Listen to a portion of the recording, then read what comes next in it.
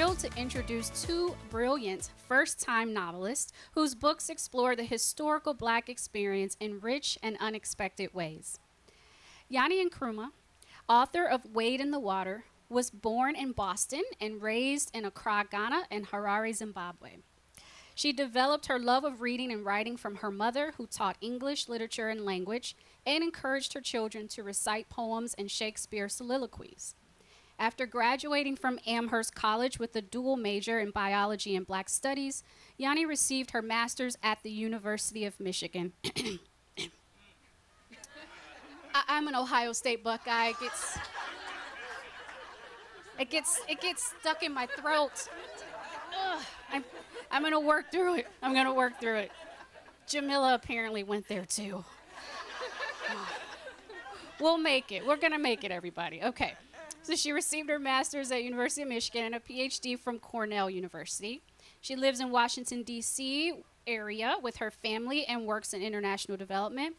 Nyani set out to present a story that was tense, suspenseful, and gave the reader a really great experience. And I can personally vouch that Wade in the Water does just that. Jamila Minnicks is the author of Moonrise over New Jessup, her debut novel that earned her the 2021 winner of the PEN Bellwether Prize for Socially Engaged Fiction. Established by Barbara Kingsolver in 2000, it is awarded biennially to the author of a previously unpublished novel of high literary caliber that exemplifies the prize's founding principles: fiction that addresses issues of social justice and the impact of culture and politics on human relationships. Jamila's work is also published in Craft Literary Magazine, The Right Launch, and The Silent World in her vase. Her piece, Politics of Distraction, was nominated for the Pushcart Prize. A lawyer turned writer, or lioness telling tales, as she describes herself, Jamila is also a graduate of the University of Michigan. Go Blue! Go Blue! And the Howard University School of Law in HU. Georgetown University. HU. I'm listening. HU. Uh-oh. Oh. There we go. All She right. lives in Washington, D.C. Jamila describes Moon over New Jessup as her love letter to the elders and ancestors who for generations strove to make a way out of no way for themselves and future generations. I'm looking forward to hearing more from them both today, and I know all of you are as well. I would also like to present to you Melanie Hatter, who will be moderating today's panel. Melanie is also an author, and I didn't write it down, Melanie. Tell me the name of the book again. Malawi Sisters. Malawi Sisters, published in 2019. Yep, from Four Way Books. Please buy Melanie's book as well. I'm going to turn it over to Melanie, and thank you all for being here. Don't forget to buy lots and lots of books.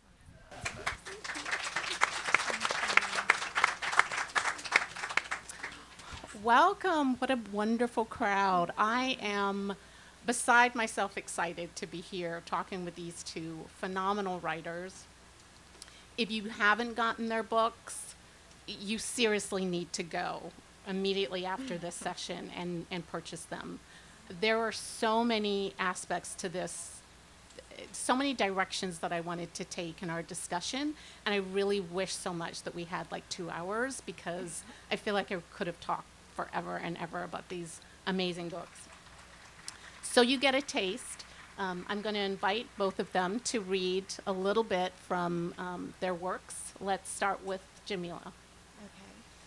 So I'm just going to start at the beginning. I'm going to sort of shave off the very beginning, but I'll give you all about 5 minutes, if that's all right, of Alice Young as she arrives in New Jessup, Alabama. So, all right. So, in eternity, the time had come for me to leave the home where I was born. The sun was setting, and the half-balled red sweet gum around the fields announced November, just a few days coming. But 1957 was still October old when my landlord ended up face down on the ground for trying to drag me behind him to the tool shed. My My daddy had passed a couple weeks before, and I had settled him next to Mama, though their burial left me scrambling for the rent.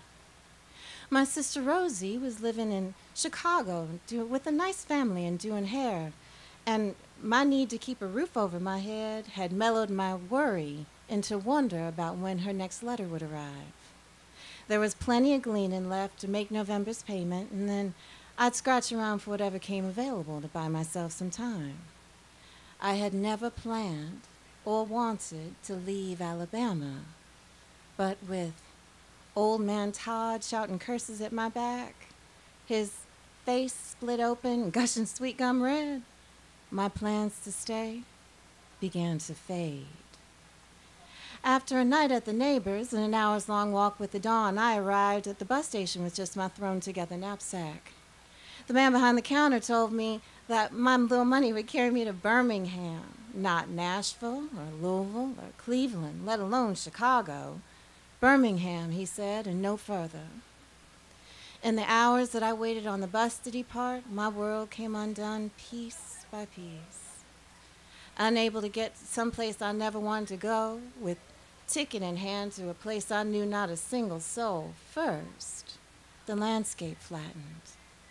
Direction was next, north, south, east, west, all headed towards the unfamiliar. And then finally color, till everything faded to black and white. I rode the bus into this flat, directionless, colorless world until it shushed to a stop in my new home. Not that I knew it at the time. No, my ticket read Birmingham, and all I knew was that we had stopped somewhere between nowhere in particular and the big city. We had gone 100 country miles, or maybe 10, stopped once, twice, I don't know. I was huddled against the window watching the world blur by, while the man seated next to me kept up a one-sided conversation about returning north after visiting with his wife and children down country. Somewhere along the way, he started worrying me about the brown paper bag in my lap and the chicken grease soaking through to my dress, but that oily stain hardly ruined anything. The gray threads had known color when I first sewed them, red plaid, but that stain just turned light gray to ash and ash gray to black, so somewhere near Needham, I offered him the chicken. He took it and finally left me alone. The bus shushed to a stop and it emptied, some getting off, hugging loved ones hello, some taking luggage from the belly of the bus, and most everybody stretching, smiling, and laughing underneath the blue sky day. But the stops were all the same to me, so I stayed inside the bus with my head against the glass, feeling the sun's warmth on the window. And that's when a red-heeled shoe clicked its way up the sidewalk. 2 of them, if I'm honest, though it wasn't so much the shoes that caught my eye, but the bronze stocking legs inside them. They continued up the way towards the sidewalk cafe before disappearing through the front door. And I'll stop there.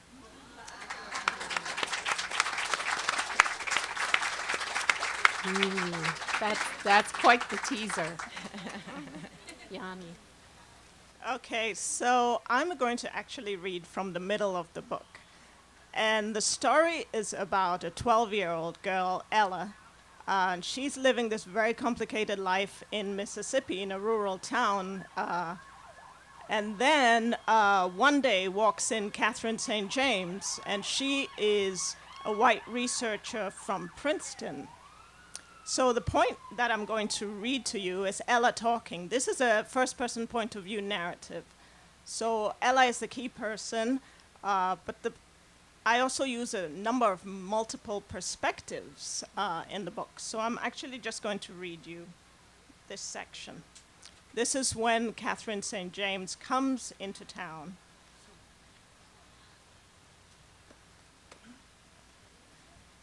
Leaving Nate's an hour later, I spotted her coming out of the Ricksville Library. This is Ella talking. She's seen Catherine St. James come out of the Ricksville Library.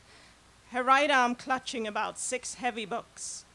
Mr. Wilkinson's hardware store was just a few doors away, and as usual, he was standing in the doorway, giving black folk that dirty look that kept them stepping right past his store and to the bus stop that would take them 10 minutes away to the other hardware store, the one that didn't mind who came in so long as the money they were holding was green. I watched him tripping over himself to get at Miss St. James. I didn't think she was that pretty, but you would have thought she was the most beautiful woman on earth the way he carried on. He pulled those books out of her hands before she had even time to say hello, and before I could wonder what he was doing, he had turned back into his store, and within seconds he was out again, her library books now sticking out of a nice white carrier bag. Miss St. James put out her hand and touched his shoulder. And then he was a-talking, smiling, and laughing. We'd never seen him so much as show his teeth before. He was all ready to walk her home, too. I could tell by the way he took the keys out of his pocket and locked the store door. But then she stopped him and pointed south, past Main Street. That was the black side south, where she was living. He shook his head and pointed north, as though she was confused. I know what he was thinking. This is just another lady with no sense of direction. But she shook her head slowly and pointed south again. Mr. Wilkinson sure stopped smiling then. He now took her arm, almost twisting it, and unlocked that store door, opened it, and pulled her inside and shut the door. I waited to see what would happen. After 15 minutes or so, she was out again, and she looked mad. I could tell because she stepped right into Main Street without looking left or right to check for cars, and she crossed the street real fast. She'd already been walking fast on her way to the library, and now she was almost running. I had to run to keep up. On Ricksville Road, 4 men passed by on the other side of the street. If she was black, they would have crossed over and quickly said, "Let me get that bag for you," even if it meant them walking 10 minutes back in the other direction. Or they may have said, "Whoa, girl, slow down. What you walking so fast for? These ain't slavery days."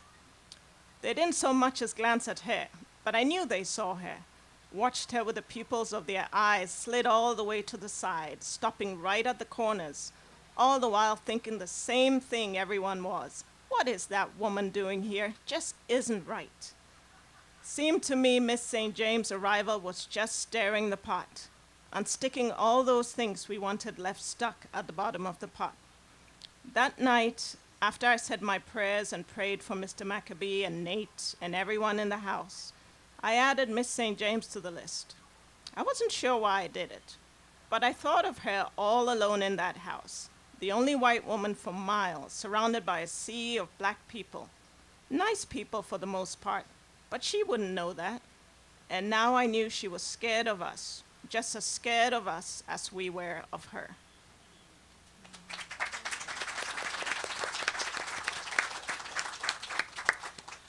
Both of you have written really multi-layered, fascinating lead characters. And I'd like for you to tell us a little bit about where the inspiration for these characters came from, particularly, these sort of very strong female characters that you've written. Nyani, you have both a young girl, Ella, who is black, but then you have the white perspective of Miss St. James, and then Jamila, Alice Young, who, sort of really is, you sort of introduced her coming away. She's on this bus and she, comes into this sort of new world in a sense, but it's also a world that she's becomes very comfortable with. Talk a little bit, let's start with you, Nyani, just about where these characters came from and, just who they are and sort of what they represent to you. Okay. Sure, happy to tell you. I would say Ella is the 12-year-old in my book, and she is precocious, and she's living, as I said, this complicated life where her family literally hates her. Her mother hates her. You'll learn why. And her stepfather, can't stand to look at her. Now, in terms of where it came from, it took me 6 years to write this book, and so Ella is as familiar to me as one of my children, and her character I developed over time. I would say the story comes from really growing up as a child in West Africa. I lived I had two different types of, I would call, lives. When I grew up in Ghana, it was a very colorblind society. In Ghana, most people are obviously dark-skinned African, but my parents lived a very diplomatic life. So we had a lot of people, usually from Europe, coming in and out of our house. And I went to an international school, and in that school was every color of the rainbow. And what I learned in that school was that, I mean, we come from different places, but we are all people. We are all as academically bright. There's complete great disclosure in Ghana. So you do have the knowledge that everyone is as bright as everybody else. But then when I was 15, my parents moved to Zimbabwe, which is a country which is kind of like South Africa. You know, South Africa went through apartheid. And at the time, Zimbabwe was just coming out of that same system where race meant everything and color meant absolutely everything. So in fact, from the shade of the color that you were meant something. What people perceived of you meant something. And so having these two diametrically opposed, basically, backgrounds, it made me reflect a lot on basically the legacy of our families and generational legacy. Where does racism come from? Where does colorism come from? So when I was writing the novel, I was writing on two different levels. So on one level, you have this story of Ella and Catherine St. James, and it's their friendship, and it's intricate, and their highs and lows in the friendship. But on this deeper level of the story, you have this issue of examining racism and classism and colorism. And so you get to know the characters very well. And most readers are going to look at the characters and say, especially for Catherine St. James, we want to know more about her. Like, where does she come from? How are her beliefs represented in the book? And so that's the mystery that surrounds Miss St. James. And the book takes you a deep dive into the characters of the two. Yeah, you definitely get to know both of them very, very well. And Miss St. James is quite, you've written her exceptionally well because you use a third person point of view. So you're in her head, but right. You're not so close that you're, so yeah, you really get a very interesting perspective in terms of her background and how Ella gets to know her and discovers things about her that we're not going to talk about. Jamila. So the inspiration for Alice and New Jessep really comes from my family. I mean, it was really important to me to represent Black people who love the South. And, my people are Alabama. We've been Alabama since well before emancipation, and y'all know what that means.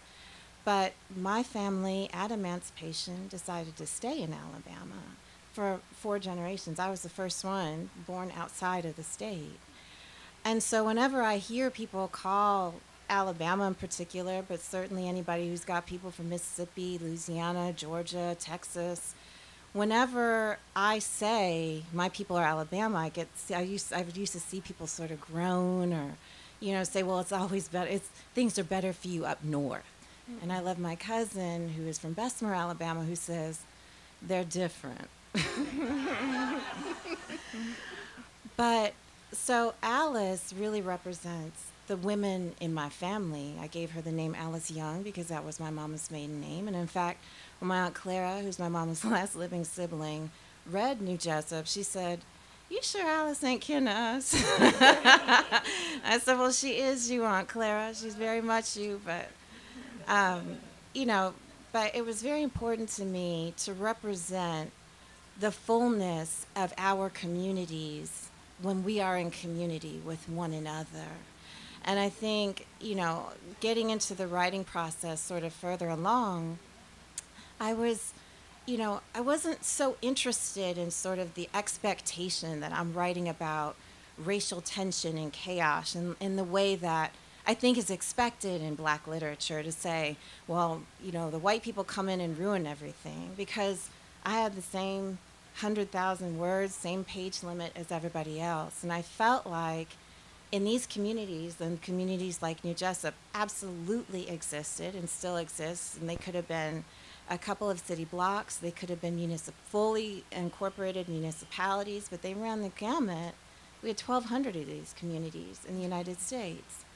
And so I wanted to write a book that honored my family. I wanted to write a book about Black people being in community with one another in the full breadth of what that looks like. And I just wanted to tell a story also of a woman like Alice, who, once she gets involved with Raymond and sort of this tension with this organization that comes into town, I wanted Alice's story to be the central story, because we always get the Raymond stories. We get the other people in the book who maybe have a little more flash and sizzle, but Alice was a young woman once, and it's called Moonrise over New Jessup because Alice is so integral. You know, today the young people say everybody eats, but Alice literally made sure not only that everybody eats, but she was a crucial and central member of her community. She loved the people in her community, but she also had tension and strife. And, you know, you see all of that in the book operating within a Black people. Like I think Lene O'Neill said, she said, at the heart of it, New Jessup is a book about Black people minding our own Black business. And then you get to see what that looks like when we're just in community with one another. What I found really fascinating about both of these books was this sense of Black communities, sort of safe Black spaces.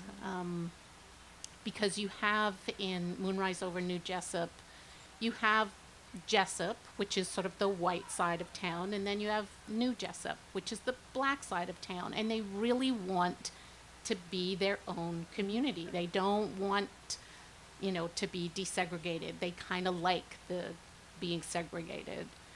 And then in Wade in the Water, it's set in the 80s, and just because of the way things are in this nation, Ella is living in a community that is segregated. Even in the 80s, and probably even today, we have a lot of communities that are still very separate. But what I found really interesting was this idea of, do we need these Black spaces that are safe for Black communities? Looking at some of the headlines that are happening today, were you thinking about, you know, the Tulsa, Oklahoma, the Rosewood, Florida, those Black communities that were thriving, that became targets and ended up being destroyed? But then we have Eatonville, right, which is still a very much Black community that's here today.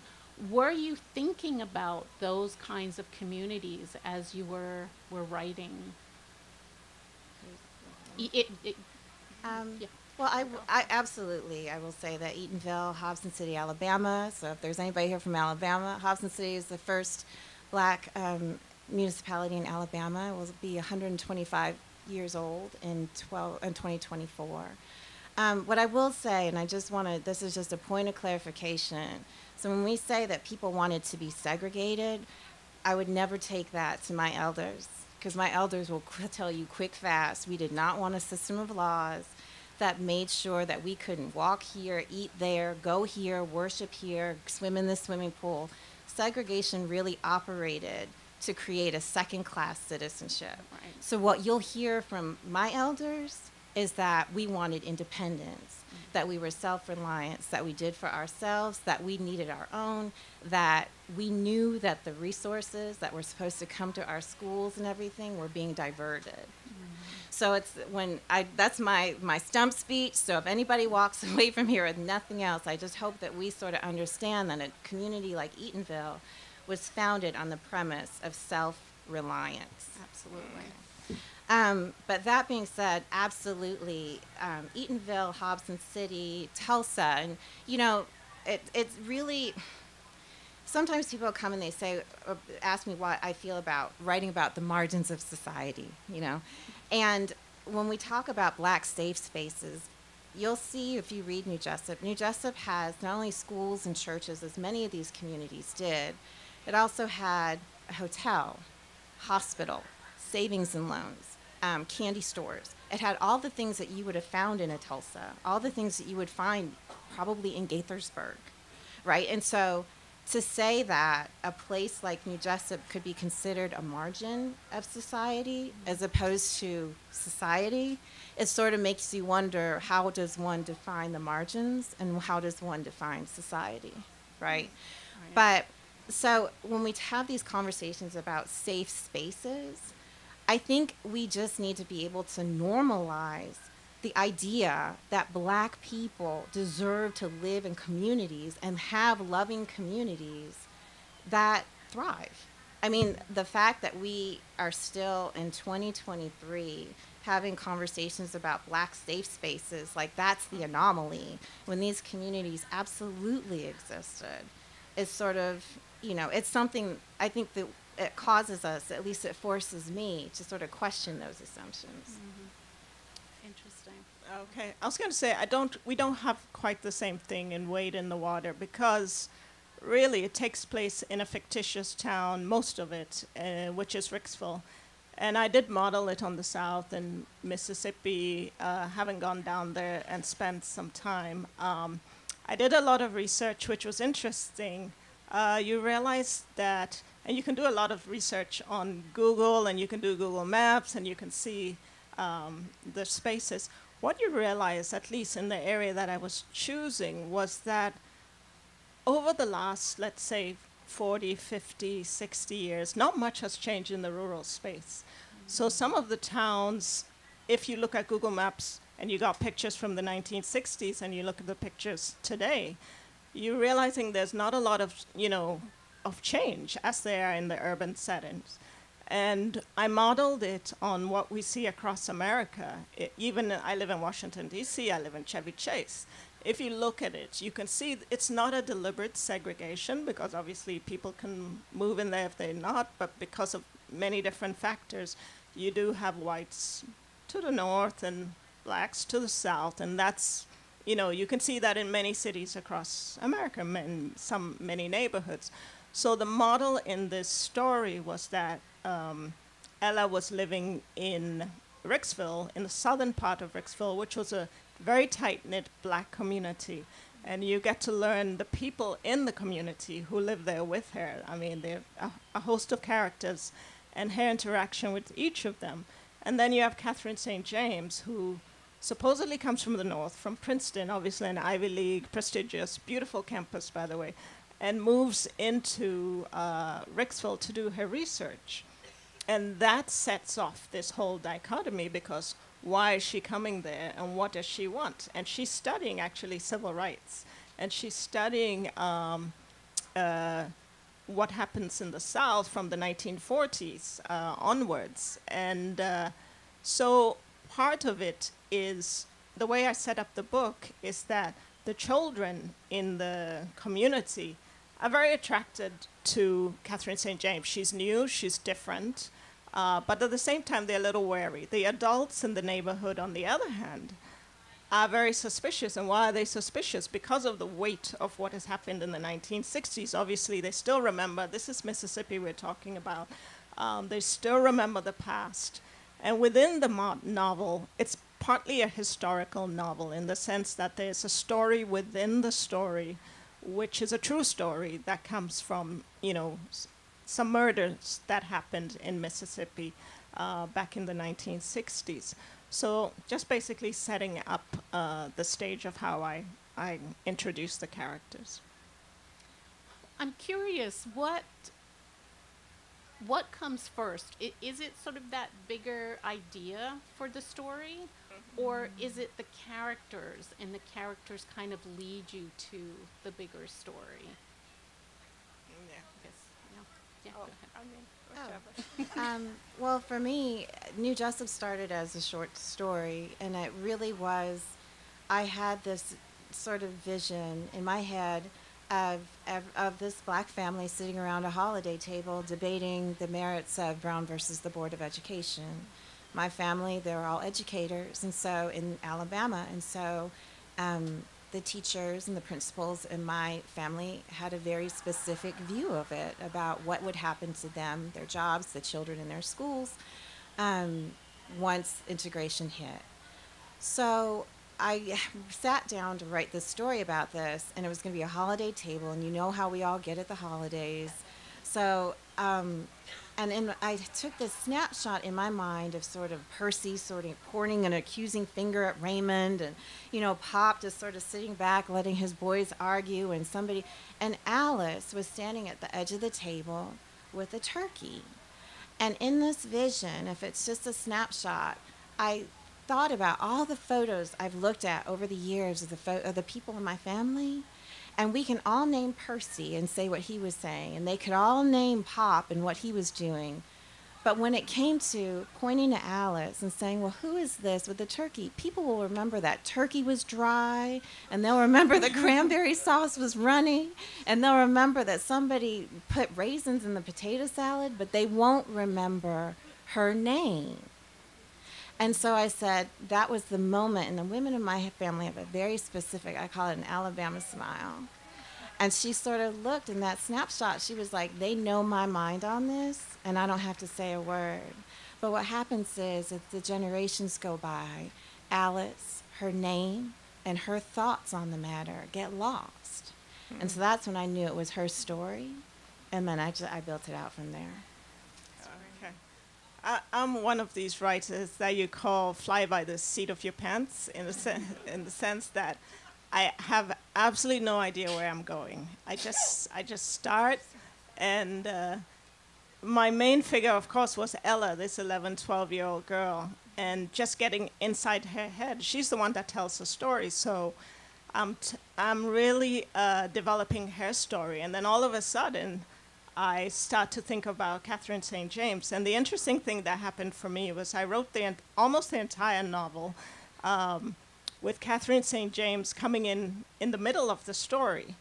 And I sent it around, and my agent and my readers kept saying to me, well, we don't understand Catherine St. James. We know she appears, and Ella and her have this relationship, but who is she, and what are her motivations? And what you realize is that after I had all this feedback, I went back and I started writing basically Catherine St. James' story. And to get a really full understanding of who she was, I decided to go back into her childhood. So the way the book is written, you're going to see two stories. So you're going to see Ella's story as a child, and then you're actually going to see Catherine St. James' story. So you also get a very deep understanding of where she's coming from. And it starts in the 1950s. She's a 5-year-old girl, and there's snapshots of her life up until the point that she meets Ella and begins this relationship with her. And all of this, came chapter by chapter, so none of it was planned. But what I do is, it's in the editing that I carve out the story. So I write, and then I go back, and I have this excruciating process of editing where I write, and then I read and reread. And it might take me 1 month or 2 months on a chapter. Sometimes it might take me 6 months on a chapter, and I'm just changing a word here, a phrase here. And from that is where I carve out the story. You are not alone. I can totally relate to that. So we're down to about maybe 13 minutes or so, and I do want folks in the audience to have an opportunity to ask questions. So if you do have a question, please raise your hand and speak up. We are being recorded. Do we have any questions? Please. Yes, ma'am. For you're asking about signing afterwards? Yes. Yeah. I'm going to go and see if I can sort of squeeze in on that, but. So you were Our panel is scheduled, these two for sure, and I'm just going to hover around because they do have my books over there. So. Oh, nice. Yes. I see his hand in the back there. Thank you.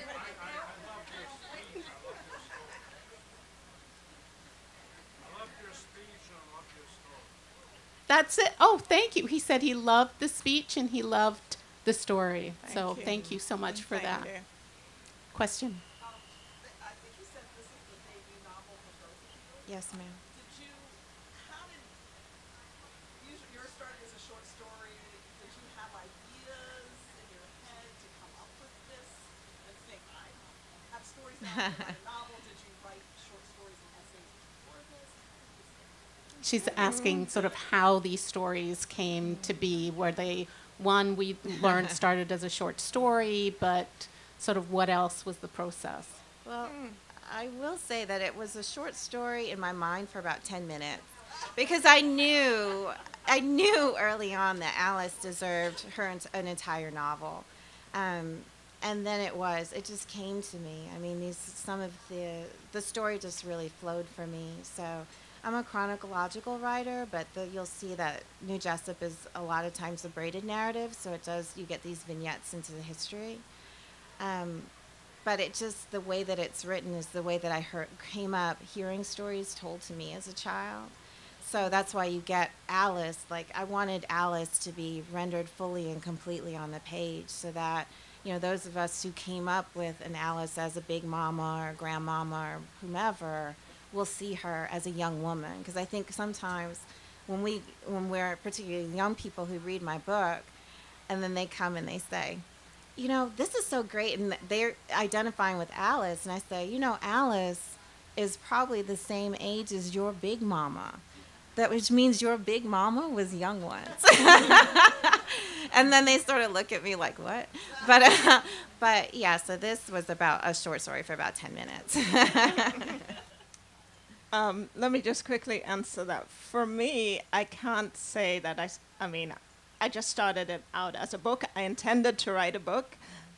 It took 6 years because I have a full-time job. So whenever I could get the opportunity, I look at it like knitting. You take it up, you write, and then you put it down when, stuff happens. So my family has lived with this book for a very long time. Nope. Okay. I was just like to follow up on that. Were you writers as children? I mean, what did you do as a child that brought you to this level now as a published author? Oh, She's okay. asking, sorry. I She's asking, were they writers as children, and sort of what was going on in their childhood that brought them to the writing world? Well, for me, it's easy. My mother, as I said, was a literature and language teacher, phenomenal teacher. She's the type of Shakespeare teacher that would, for Romeo and Juliet, she would jump on the desk. And, people absolutely loved her.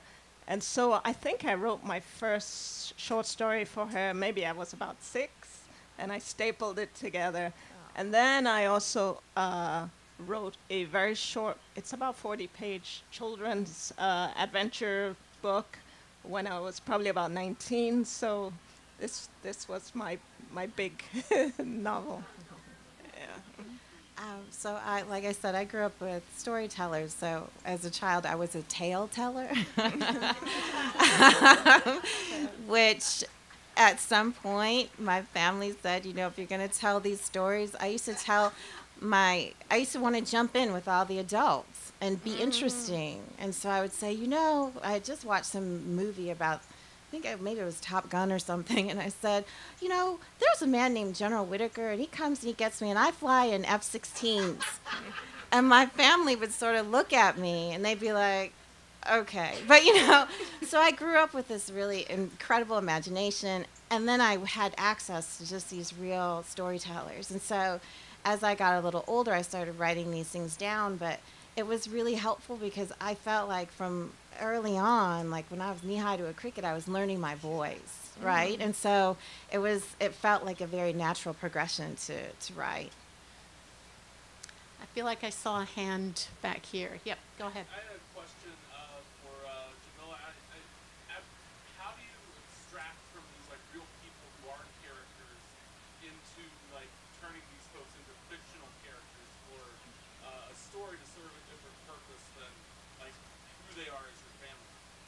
That's So, yeah, extracting from real life characters. you know, I started with wanting to honor the essence of who they are. And, you know, some of the anecdotes in the book, my family read it, they recognize some of the conversations or the anecdotes or whatever, but it was really for me capturing the essence of people I know or people I know are in my family but who I'd never met, and finding ways to, you know, put that in different people. Like Pop and Mr. Marvin are of a certain generation in my book, right? They both take characteristics from my Uncle John.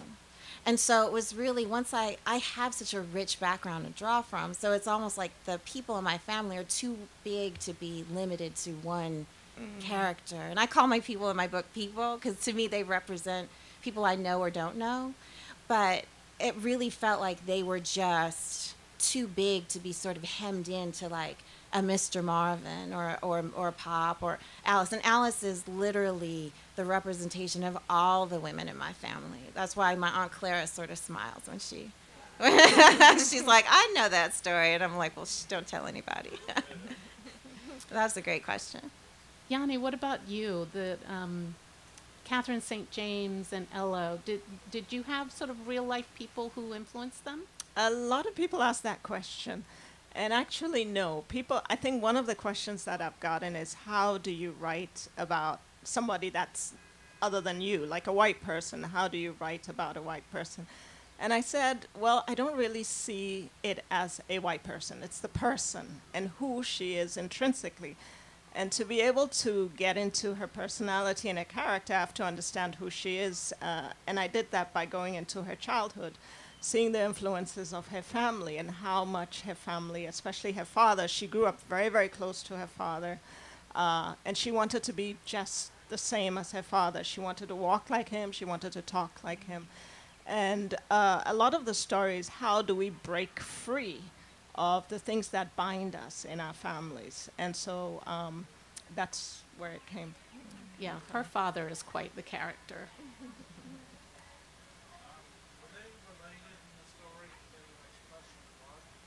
Were they related? Which story? Were they related in Nyani, the Catherine St. James and Ella? Yes. Yeah. Are they related? They're not related. No, they're not. They're not related at all. Yeah. I see another question here.